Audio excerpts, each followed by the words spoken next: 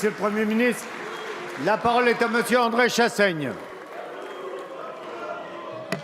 S'il vous plaît, allez. Écoutons Monsieur Chassaigne.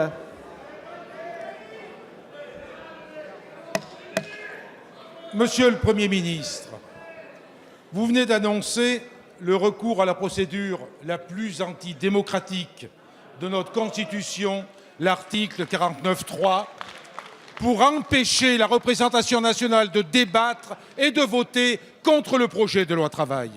C'est là la manifestation de l'impuissance d'un gouvernement replié sur lui-même, pour ne pas dire aux abois, qui, à défaut d'une majorité, préfère user d'un triple coup de force.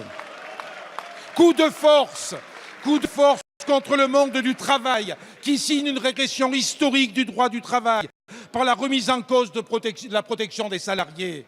Qui aurait pu imaginer qu'un gouvernement se réclamant de la gauche ose ainsi anéantir notre modèle social, fierté de notre pays? Qui aurait pu, chers collègues, imaginer qu'un gouvernement se réclamant de la gauche balaye ainsi d'un revers de main le principe de faveur, grande conquête du Front populaire?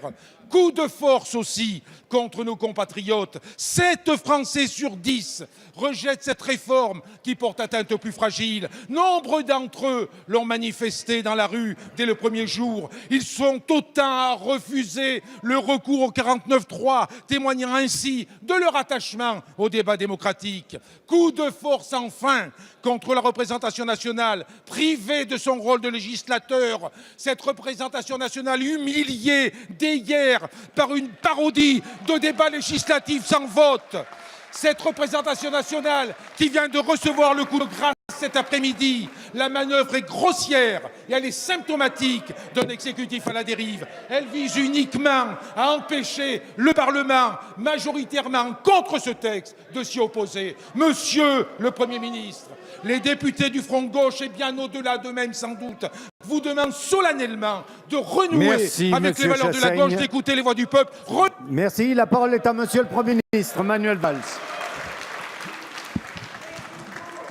Monsieur le Président Chassaigne, la Constitution est là.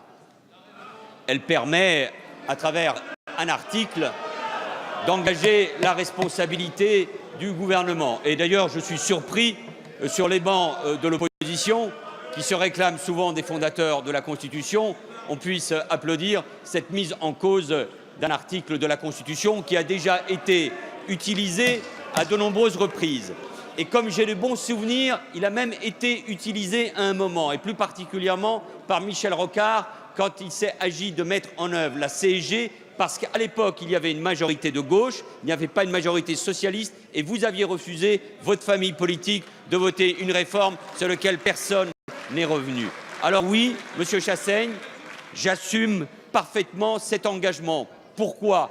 Parce que précisément aujourd'hui, ce texte, qui est bon pour les entreprises, qui est bon pour les salariés, qui crée de nouveaux droits pour les salariés. Ou alors dites clairement, Monsieur Chassaigne, que vous n'êtes pas d'accord et que vous êtes en opposition au compte personnel d'activité qui accompagnera les salariés tout au long de leur vie, qui donne de nouveaux droits aux salariés. Ce texte, utile pour les entreprises et pour les salariés, Monsieur Chassaigne, rencontre, oui, et je le regrette, des oppositions venant de toutes parts, et ma responsabilité et notre responsabilité, pour des raisons contradictoires, alors que vous voulez défendre les salariés et que l'opposition veut mettre en cause les droits des syndicats, eh bien ma responsabilité et notre responsabilité, c'est d'avancer et de faire en sorte que ce texte soit adopté. Merci, Monsieur le Premier ministre.